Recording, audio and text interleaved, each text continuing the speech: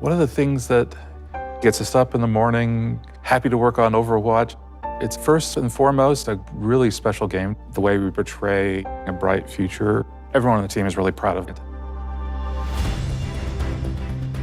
We're bringing an all-new PvP experience. We're transforming from a 6v6 to a 5v5. Changed a lot of how we design heroes and actually how we balance them as well. We had to go back and look at all the heroes and all the tanks especially and make sure that everyone fits and works really well in this new paradigm. This newfound importance on each individual player to feel like they can really make an impact on the game. We're trying to obviously maintain the original character's identity and overall silhouette, colors, statements, but also kind of bring something a little bit new. We can make balance adjustments really quick, as fast as our design team sees that there's an issue. Jeff Goodman and the rest of the hero design team have been loving all the feedback coming in. They have tons of awesome ideas about how to change or adjust balance. So heroes like Orisa got a major rework. We're looking at how many barriers are in place. You think about Overwatch, you think of these really protective shields. But we're looking at it from the perspective of, what if she didn't have that? What would that even look like? We're just always looking for great opportunities to change for the better.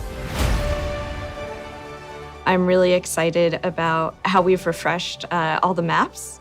I think we've done a lot of great changes, especially for PvP. A lot of our old stuff just looks gorgeous now. We've done a lot with the art and with lighting and shadows and just made stuff pop a little bit more. We also added some options with like daytime, nighttime.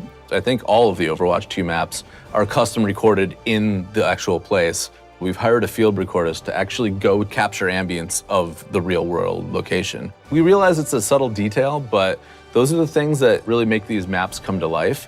We have done a pass playing all the old maps in 5v5 and adjusting things for that kind of setup, whether it's moving cover around just a little bit or tweaking a door. In the beta, we're listening to feedback, so we're going to improve each map based on what the players have been saying. We've been working on these for a little while now, and we're really excited about it. We were really happy with the positive feedback once people were able to play it, and I think it was an important milestone for us to get it in players' hands.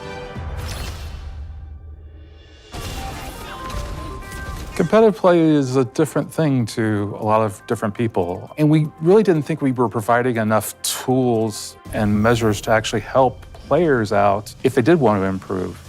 We're reworking our scoreboard to provide more information to players as they're playing through the match. But then once they finish the match, we're actually going to provide an after-action report. So you can look at the report while you're in queue. You could actually go into your history section and look. We want to work towards providing you with information that will help you improve your game.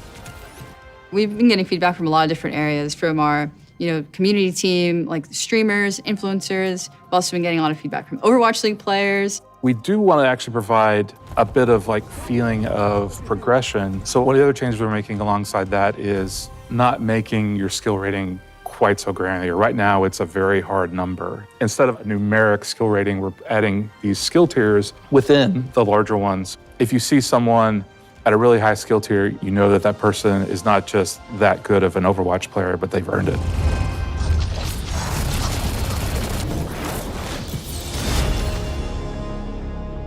One of the cool things about Overwatch 2 is it has this new push game mode and maps along with it.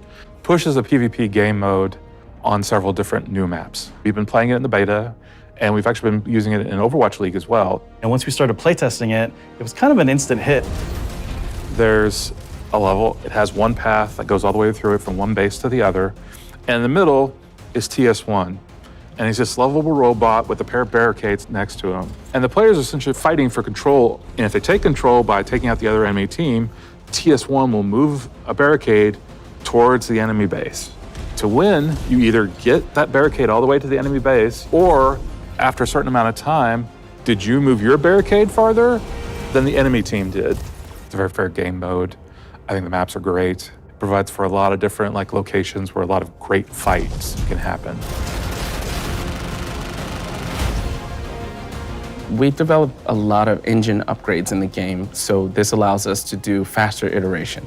This was a huge effort by our engine team to allow the art team to build faster, more detailed environments in a shorter amount of time. You will get to experience the game world. We wanted to feel much more immersive.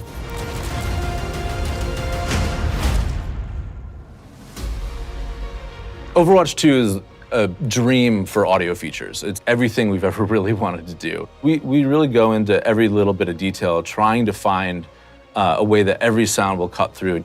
When we started on Overwatch 1, we were really focused on the headphone mix. We thought for a PC first kind of game, we realized that people listen to Overwatch in all types of different places. So now we support home theater, Dolby Atmos in the game.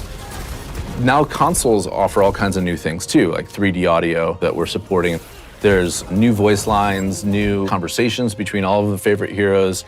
And we have so many, there'll be more that'll just come to the game over time. We've written 25,000 voice lines for Overwatch 2. Going up.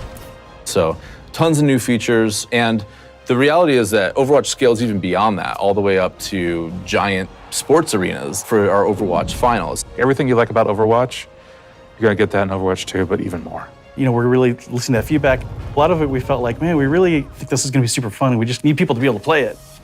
October 4th is really just the beginning.